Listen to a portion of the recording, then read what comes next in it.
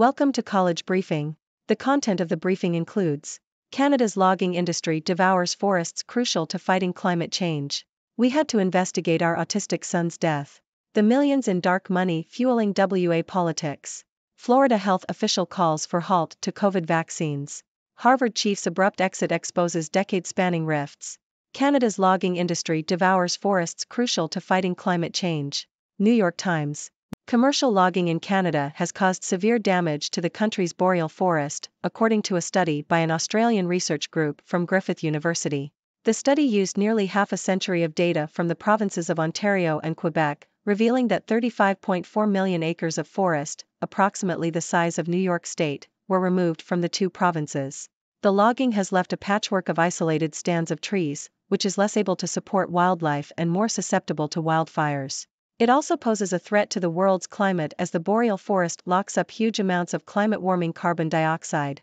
Although Canada claims to hold logging companies to high standards, the study shows that the country allows unsustainable practices that have deeply degraded the forest. Logging companies typically replant species more suitable for the timber industry rather than those resistant to fire, meaning younger trees are more vulnerable to wildfires. The boreal forest is also important for many animals and plants as a natural habitat. We had to investigate our autistic son's death. BBC. The parents of a teenager who died from an accidental overdose had to investigate his death themselves to find out what killed him. Will Melbourne, aged 19, had mistakenly taken metanidazine, a strong synthetic opioid he bought on the dark web. His family had to wait 3 years for his inquest and say they then had to follow a digital trail of breadcrumbs to find out how he died. They say a vital piece of evidence, the packet of blue pills found next to Will's body, was not tested until they raised it with the coroner's court a year after his death. Their son's blood sample was destroyed after the company storing it went into administration, and by the time it came to the inquest, the family say they felt traumatized by the whole process. The millions in dark money fueling WA politics. ABC. Australian political parties in Western Australia are not required to disclose the sources of most of their donations, resulting in the state's political arena being filled with dark money worth millions of dollars. According to annual returns, the WA Labour Party failed to declare the source of 75% of the $6.7 million it received in the 2022-23 financial year, while the Liberal Party did not disclose the sources of more than half of the $4.7 million it received. Minor parties, including the WA Nationals and the WA Greens, also failed to disclose the sources of their donations. Florida health official calls for halt to COVID vaccines. New York Times. Florida's Surgeon General, Joseph Ladapo, has called for a halt to COVID vaccine use due to concerns that contaminants in the vaccine may permanently integrate into human DNA.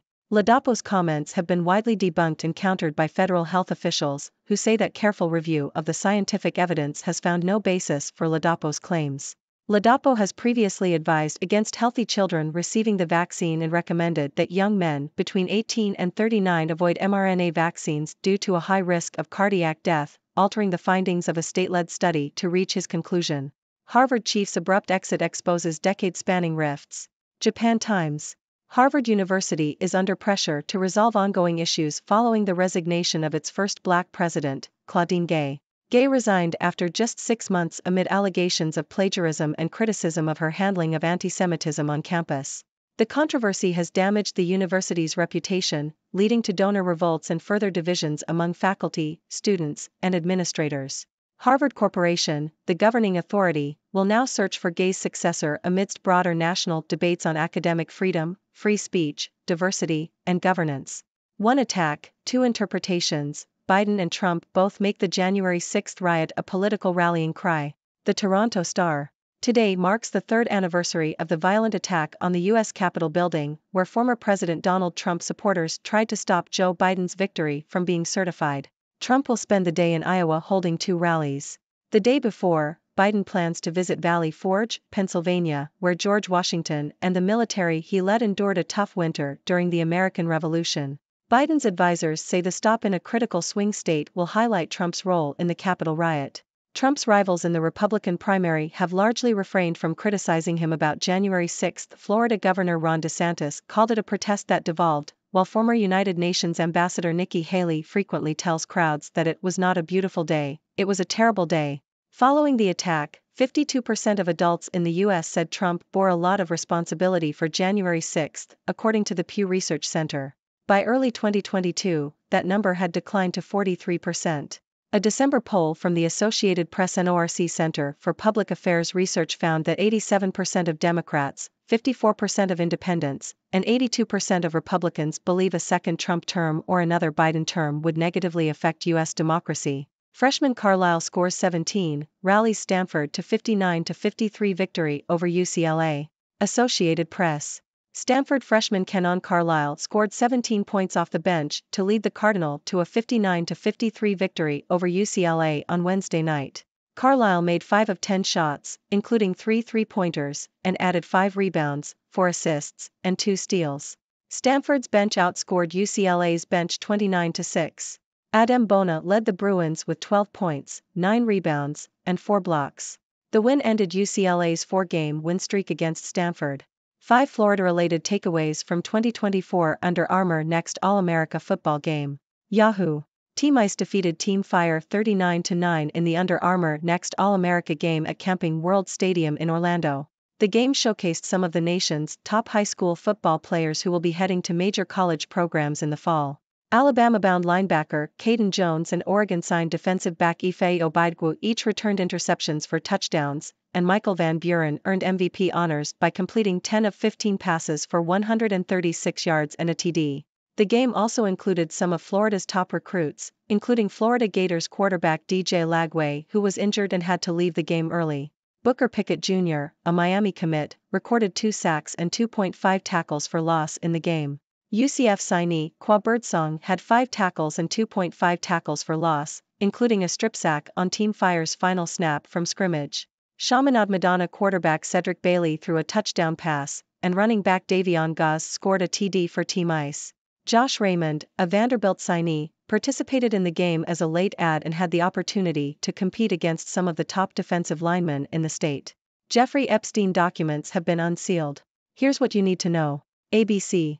A U.S. judge has unsealed a large number of previously confidential documents relating to a lawsuit filed by one of Jeffrey Epstein's alleged victims. The late financier and convicted sex offender was accused of sexually abusing underage girls. The documents were part of a 2015 lawsuit brought against Prince Andrew's associate, Ghislaine Maxwell, by Epstein's alleged victim, Virginia Giuffre.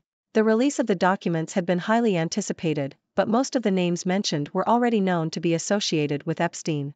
The documents contain allegations against Prince Andrew, including claims by one alleged victim, Johanna Schoberg, that he groped her in 2001. Buckingham Palace has previously denied the allegations.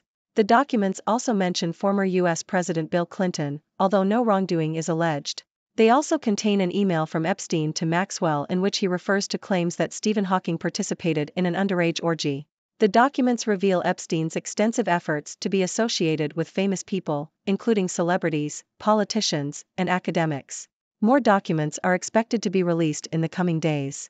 Lai Ching-te, the miner's son favored to become Taiwan's next leader. Nikkei Asia. Lai Ching-te, the frontrunner in Taiwan's presidential election, is a miner's son who lost his father as a toddler. Lai, Taiwan's vice president and leader of the ruling Democratic Progressive Party, is a staunch defender of Taiwan's sovereignty as China steps up pressure on the island and vows unification. The race for the presidency is tight with Lai and his running mate, Xiao Bai-kim, narrowly ahead of the opposition Kuomintang, KMT, ticket to succeed President Tsai Ing-wen. Lai, who comes from a much more modest background than Taiwan's last 2 presidents, went on to become a doctor and pursue further studies at Harvard University. As Taiwan ended martial law in the late 1980s and initiated political reforms, Lai gave up his medical practice for politics, first as a lawmaker and then as mayor of the southern city of Tainan. Lai has drastically moderated his politics in recent years and now pledges to prioritize the status quo and follow in Tsai's footsteps. However, Beijing has denounced him as a separatist with a confrontational mentality. Preston BOE holds 3 executive sessions over school concerns. Yahoo! Preston County Board of Education, BOE, in West Virginia, U.S., has gone into executive session 3 times in one meeting, including one to discuss inappropriate behavior. The board was informed of 2 incidents of inappropriate behavior, which were reported to Child Protective Services and the state police. Storm Henkit farmers demand better flood defenses. BBC. Farmers in the UK are calling on the government to invest more in river defences in rural areas to protect food production. Persistent wet weather has caused further damage to farms already hit by storms in the autumn. Some local farmers are already working on landscape-scale environmental schemes to prevent flooding in urban areas. However, farmers say they should be compensated for the flooding of their fields. The government said £221 million was being spent on maintaining flood defenses in 2023-24. Ohio audit shows mixed financial impact for colleges offering College Credit Plus. Yahoo! Ohio's College Credit Plus, CCP, program, which allows high school students to take college-level courses for free, has not resulted in significant savings for local colleges and universities, according to a recent audit. While the institutions generally receive enough tuition revenue to cover direct instructional costs, the report found that support costs to colleges, including staff that recruit and enroll CCP students, have varied widely. Harvard's Claudine Gay says she faced death threats and was called the N-word as critics pushed tired racial stereotypes. CNN. The first black president of Harvard, Claudine Gay, has resigned from the role after receiving death threats and being called the N-word. Gay, who was accused of plagiarism and of not doing enough to combat anti-Semitism, wrote in an op-ed for the New York Times that her resignation was wrenching but necessary. She argued that her critics had often trafficked in lies and ad hominem insults, not reasoned argument, and said that they had recycled tired racial stereotypes about black talent and temperament. Hey there, folks.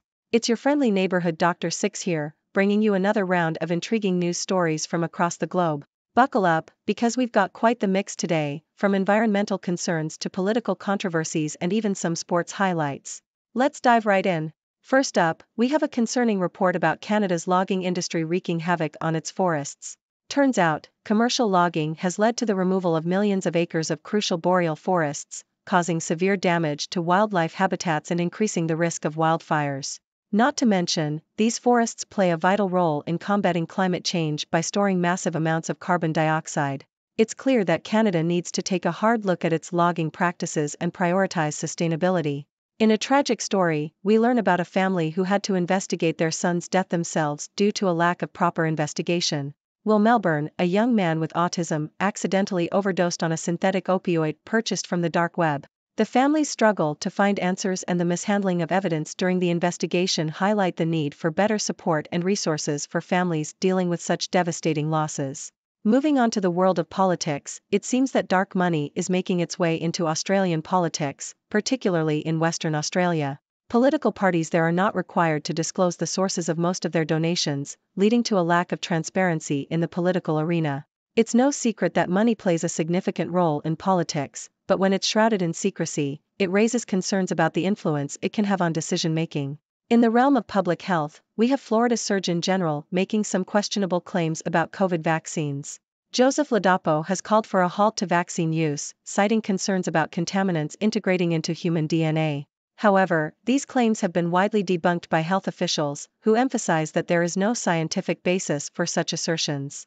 It's essential to rely on trusted sources and scientific evidence when it comes to public health, folks. Shifting gears to academia, Harvard University is facing a turbulent time following the resignation of its first black president, Claudine Gay. Allegations of plagiarism and criticism over her handling of anti-Semitism on campus have rocked the prestigious institution. This controversy has sparked debates on academic freedom, free speech, diversity, and governance. Harvard now faces the challenge of finding Gay's successor and navigating these broader issues. Politics and the never-ending January 6 riot saga in the United States. On the third anniversary of the attack on the U.S. Capitol, both former President Donald Trump and President Joe Biden are using this event as a political rallying cry. Trump plans to hold rallies in Iowa, while Biden will visit Valley Forge, Pennsylvania. It's clear that this event continues to shape the political landscape, with supporters and critics of Trump interpreting it in different ways. The polls show a decline in the number of people holding Trump responsible for the riot, highlighting the ongoing divisions in American society. Now, let's take a breather and talk about some sports action. Stanford's freshman basketball player, Kenon Carlisle, led the Cardinal to victory against UCLA with an impressive performance off the bench. Carlisle's 17 points, along with contributions from the rest of the team, helped Stanford secure a win. Sports has a way of bringing people together, and it's always great to see young talent shine on the court. Speaking of young talent, the Under Armour Next All-America football game showcased some of the top high school players in the nation. Team Ice dominated Team Fire, with standout performances from players bound for major college programs. It's exciting to see these young athletes excel and set the stage for their future careers. Now, let's turn our attention to a much more serious matter: the unsealing of documents related to Jeffrey Epstein's case. These documents, part of a lawsuit filed by one of Epstein's alleged victims, shed light on the extensive efforts made by Epstein to associate himself with famous people, including politicians and academics. While the release of the documents was highly anticipated, most of the names mentioned were already known to be connected to Epstein. The case continues to raise questions about the extent of Epstein's network and the need for justice for his victims. In the world of politics, we have Lai Ching-te, the frontrunner in Taiwan's presidential election. Lai, a miner's son, is a staunch defender of Taiwan's sovereignty amid growing pressure from China. The race for the presidency is tight, with Lai and his running mate narrowly leading the opposition ticket. It's a critical and challenging time for Taiwan, and the outcome of this election will undoubtedly have significant implications for the region. Let's wrap things up with some local news. The Preston County Board of Education in West Virginia has been facing some troubling issues, including incidents of inappropriate behavior. The board went into executive session multiple times to address these concerns, highlighting the need for transparency and accountability in educational institutions. And finally, we have UK farmers calling for better flood defenses to protect food production. With persistent wet weather causing damage to farms, farmers are urging the government to invest in river defenses in rural areas. It's a reminder of the challenges faced by those working in agriculture and the importance of safeguarding our food supply. Phew, that was quite the whirlwind of news stories. As always, I encourage you, my wonderful audience, to share your thoughts and questions about these stories. What are your views on Canada's logging industry and its impact on the environment? How do you feel about the lack of transparency in political donations in Western Australia? And what are your reflections on the ongoing debates surrounding the January 6th riot in the US? Let's keep the conversation going. Until next time, stay curious and keep exploring the fascinating world around us. Cheers! Thank you for tuning in. The content above showcases the latest briefing reports and analytical synopses, thoughtfully curated by the 6Do team. These insights stem from a wide array of reputable media outlets, think tanks, government sources, and specialized experts worldwide. We encourage you to explore these sources for a comprehensive perspective. Keep in mind that while the content may not always align with the official standpoint of 6Do Brief, it's not meant to be taken as absolute directives for decision-making. Comprising seasoned media professionals, learned scholars, and accomplished scientists, the 6Do team embodies a trailblazing, fully independent media entity. To customize 6Do Brief to meet your professional needs, you have the option to subscribe to a diverse array of briefings on our website, 6dobrief.com.